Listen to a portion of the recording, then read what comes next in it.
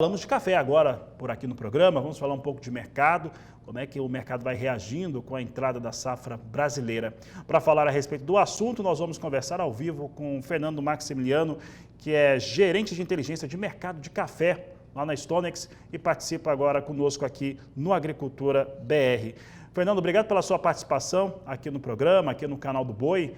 O que está representando para o mercado essa entrada de safra brasileira? O que ela tem de participação em toda a volatilidade que nós temos visto? Boa tarde, seja bem-vindo. Fabiano, muito obrigado pelo convite, viu? E como sempre, né, o mercado de café sempre trazendo muitas emoções, né?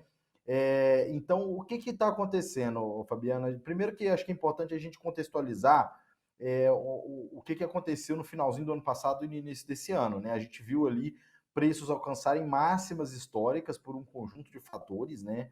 A gente pode aí destacar já no final do ano ali o problema climático que a gente teve, principalmente sobre a florada do café arábica, né? Isso foi um fator que deu sustentação aos preços.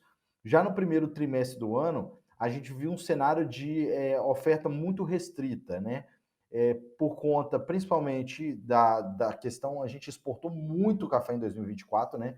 Os dados do Secafé, inclusive, mostram que foram mais de 50 milhões de sacas exportadas. E no Brasil, né, Fabiana, às vezes a gente fala muito do Brasil ser o grande maior produtor, mas o Brasil é o segundo maior consumidor. Então nós temos uma indústria muito forte. E desde 2020, 2021, a indústria tem trabalhado com aquele modelo de gestão just in time, ou seja, com poucos ou nenhum estoque.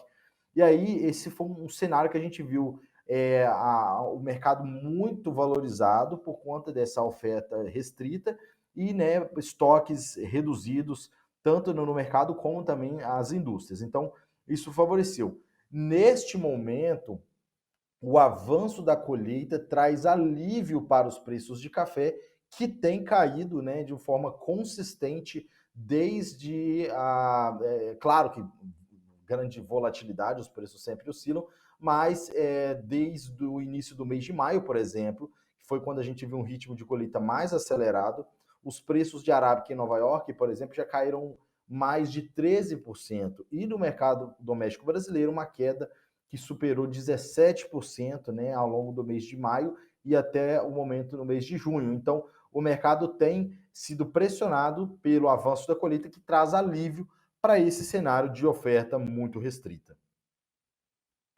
E, Fernando, dentro de um cenário de oferta mais restrita, mas com uma disposição maior, né, de safra brasileira, qual que é a interpretação que os operadores de mercado estão tendo deste cenário? Já que apesar de ter essa oferta melhor, momentânea, se olhar historicamente, nós estamos numa relação de oferta e demanda muito mais ajustada do que nós vimos em anos anteriores. Então, qual que é a perspectiva, né? Que a gente tem aí, considerando o ano safra 2025-26, um ano um pouco mais confortável, tá? 2024, 25, principalmente no primeiro semestre desse ano, primeiro trimestre, especificamente falando, foi o momento mais crítico ali com relação à disponibilidade de café. Então, daqui para frente, nós não temos uma safra abundante no Brasil para recuperar os estoques, isso aí é fato. Inclusive, nossos próprios números mostram aí uma queda de mais de 13% na produção de arábica. Por outro lado, a produção de robusta avança mais de 20%, né? Então, esse incremento na produção de robusta, lembrando que é uma espécie que o café conilon robusta, né? Que é uma espécie que ela consegue enfrentar melhor, né, o cenário de clima mais quente e também nas regiões produtoras tem o uso amplo de sistemas de irrigações. A produção de robusta não foi seriamente impactada, como foi a produção de café arábica. Então, esse aumento da produção de robusta compensa parcialmente, né, esse cenário de redução da produção de arábica no Brasil. Além disso, Fabiano, os operadores já estão de olho, né, na Indonésia e no Vietnã.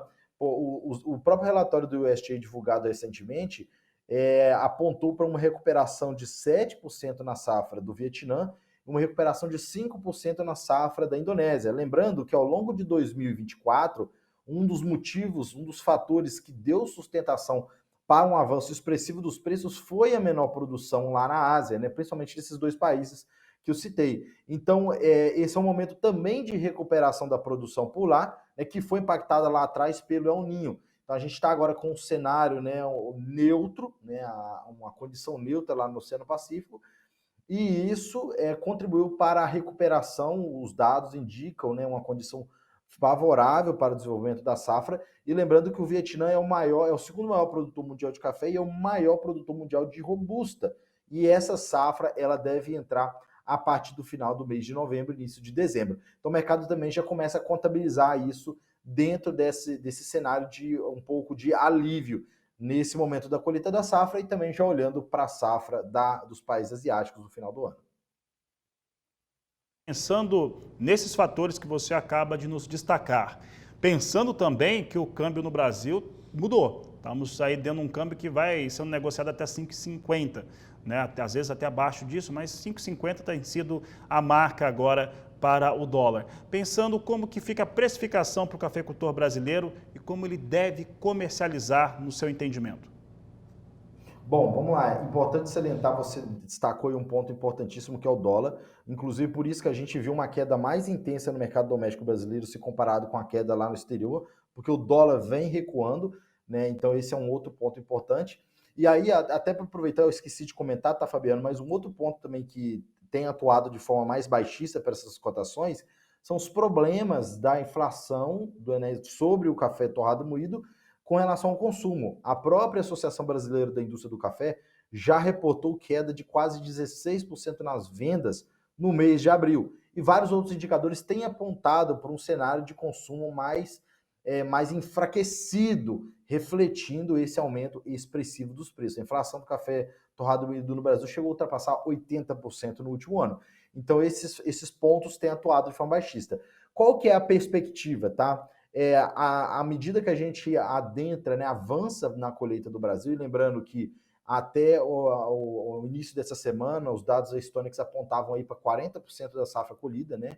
A safra de café robusta já ultrapassou 50%, mas a de arábica ainda está na casa de 33%. Então, um ritmo ainda que essa colheita ainda vai acelerar, principalmente para o arábica. Então, é um cenário de preços mais acomodados à medida que você aumenta a disponibilidade desse produto no mercado doméstico.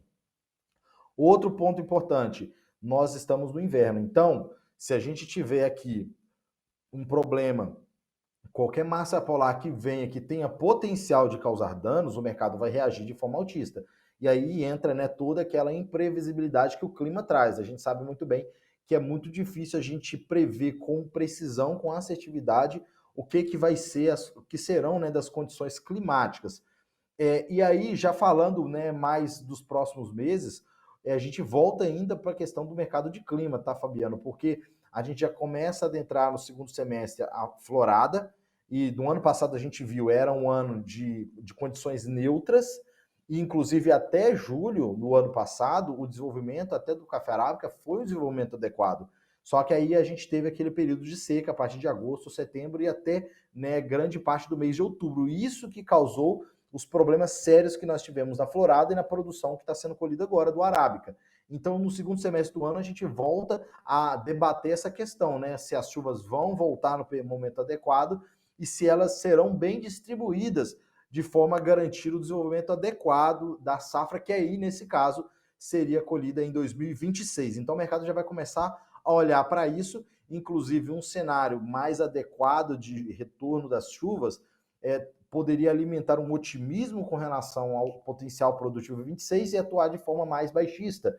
Porém, um atraso das chuvas, né, pode frustrar as expectativas dos operadores e atuar de forma mais altista para as cotações.